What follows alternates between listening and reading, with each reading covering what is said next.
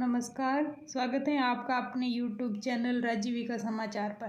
तो चलिए आज हम बात करेंगे नए समूह का गठन कैसे किया जाता है। मेरे YouTube चैनल के एक वीडियो पे कमेंट आया था, एक भाई साहब ने कमेंट किया था कि नए समूह कैसे बनाया जाता है। तो सबसे पहले आपको आपके गांव में जो एक्टिव वुमन है, जिसे समूह सखी भी कहते हैं, उससे संपर्क करना होगा।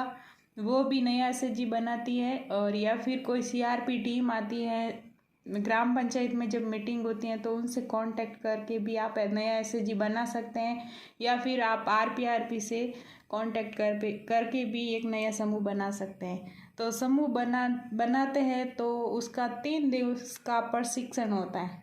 पहले दिवस का प्रशिक्षण किस प्रकार होता है तो उसकी हम आज बात करेंगे इस वीडियो में। तो समूह गठन हेतु प्रथम दिवस का प्रशिक्षण गरीबी के बारे में।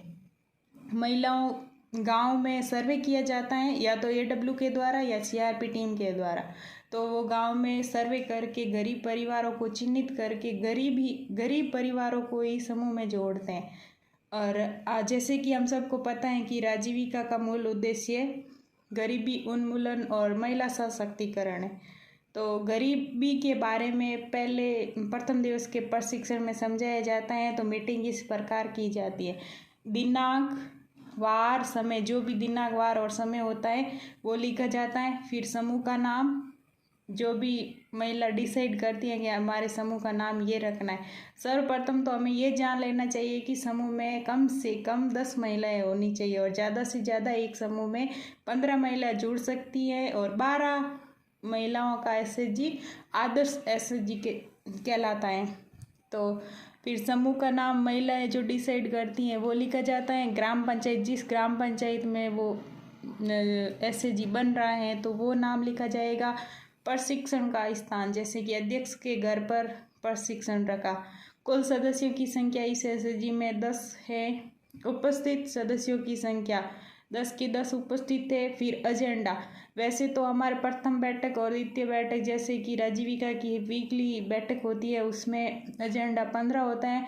पर इस बैठक में किन एजेंडा बिंदुओं को ध्यान में रखते हुए ये बैठक रखी गई, तो वो ओनली फॉर 8 एजेंडे लिखे हैं। तो इस बैठक में हम किन बिंदुओं पे चर्चा करेंगे वो पहले बिंदु जान लेते हैं, फिर उनको विस्तार से जानेंगे। एजेंडा प्रथम प्रार्थना, सेकंड परिचय, उपस्थिति, समूह गठन हेतु प्रशिक्षण, गरीबी की परिभाषा, गरीब कौन कौन, गरीबी के मुख्य कारण और गरीबी हटाने के 7 कदम। इन बिंदुओं को ध्यान में रखते हुए हम इस बैठक का प्रारंभ करेंगे। तो पहले प्रार्थना, ये सीआरपी टीम के, मतलब ये तो मैंने लिख दिया थोड़ा, पर ये समूह सखी ने बनाया है, तो इसका आगे का है। समूह सखी के साथ उपस्थित महिलाओं ने प्रार्थना बोलकर बैठक की शुरुआत की। और दूसरा परिचय, समूह सखी श्रीमती वनिता ने व समूह से जुड़ने वाली सभी महिलाओं ने अपना अपना परिचय दिया।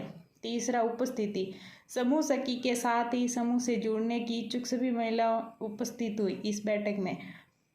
फिर समूह गठन हेतु प्रशिक्षण में समूह सखी ने गांव में सर्वे करके गरीब परिवारों को चिन्हित करके महिलाओं को स्वयं सहायता समूह से जुड़ने के लिए प्रेरित किया और राजीविका गरीबों के लिए किस प्रकार काम कर रही है उसके बारे में समझाया।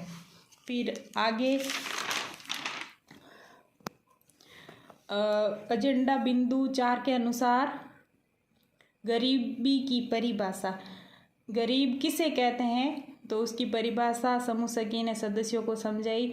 जैसे कि जो परिवार अपनी मूलभूत आवश्यकताओं जैसे रोटी, कपड़ा, मकान, शिक्षा व स्वास्थ्य की पूर्ति नहीं कर पाता है वह गरीब है। तो गरीब कौन कौन हो सकते हैं? जो भूमिहीन होते हैं वो गरीब हैं, संसाधनहीन वाले भी गरीब हैं, गरीबी की श्रेणी में आते हैं। पलायन, जैसे कि अपने गांव को छोड़कर कहीं मजदूरी के लिए जाते हैं, पलायन करने वाले, तो वो भी गरीबी की श्रेणी में आते हैं। शारीरिक श्रम पर निर्भर रहने वाले, जैसे कि मजदूर लोग भी गरीबी की श्रेणी में आते हैं।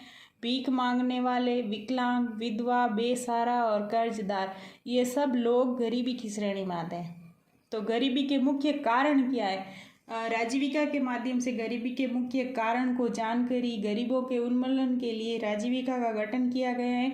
तो आप सभी से निवेदन है कि आपके आसपास जो भी गरीब हैं उनको मोटिवेट करें कि राजीविका से जुड़े।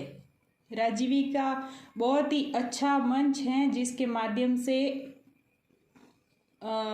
गरीब अपने हुनर के अनुसार कोई रोजगार खोल के अपने परिवार की आजीविका को आगे बढ़ा सकता है। आजीविका संवर्धन के लिए राजीविका लोगों का टैलेंट ढूंढ के उनके अनुसार उनको कोई कार्य देती है।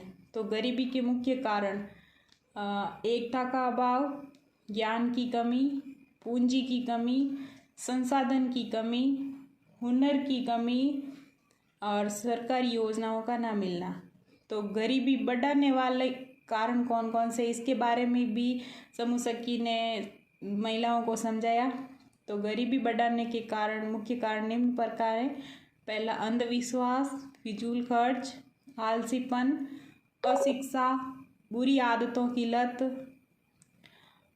लिंग भेद, आपसी भेदभाव, बेरोजगारी, साल भर काम नहीं मिलना, अधिक ऋण का बोझ, अधिक ब्याज, अधिक संतान, प्राकृतिक आपदा और सरकारी योजनाओं का न मिलना। ये सभी बिंदु हैं जो गरीबी बढ़ाने के लिए मुख्य कारण है।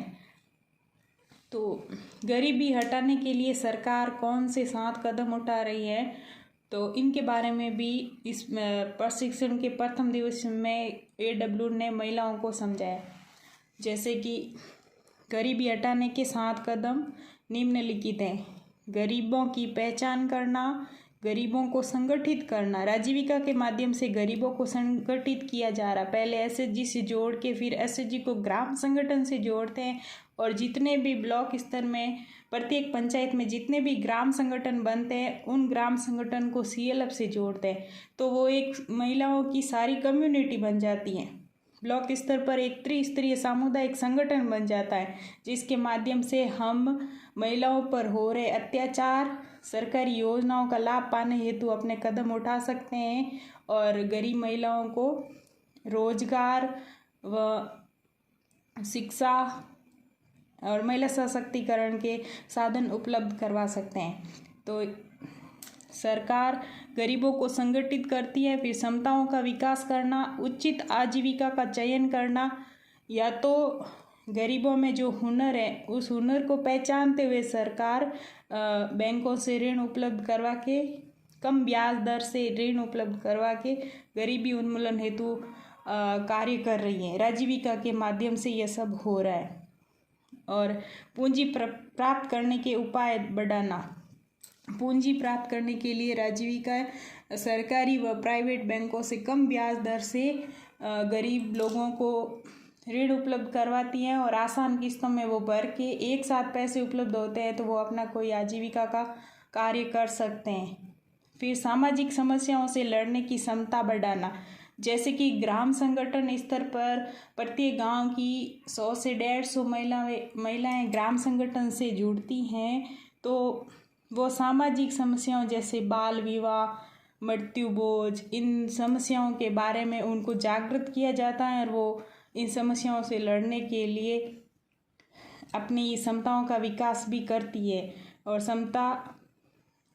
अपनी क्षमताओं को पहचानती भी है। फिर सुरक्षा कवच। गरीबी हटाने के लिए सुरक्षा कवच यानी कि बीमा करवाया जाता है। राजीविका के माध्यम से महिलाओं को बीमा करवाने हेतु प्रोत्साहित भी किया जाता है और बीमा करवाया भी जाता है। इस प्रकार प्रथम दिवस का प्रशिक्षण संपन्न हुआ और द्वितीय दिवस का प्रशिक्षण अगले वीडियो में मिलेगा। तो आपको वीडियो पसंद आए तो वीडियो को लाइक और चैनल को सब्सक्राइब करें। धन्यवाद।